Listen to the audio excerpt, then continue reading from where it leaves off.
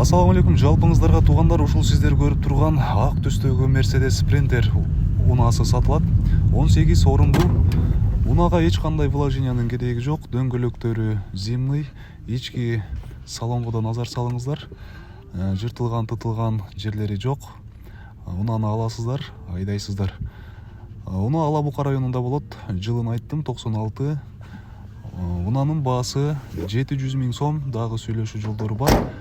Дагы малга да алмашуу жолдору каралган туугандар. Андыктан унаа кызык болгон болсо, экранда көрсөтүлгөн номерлерге чалып байланышыңыздар.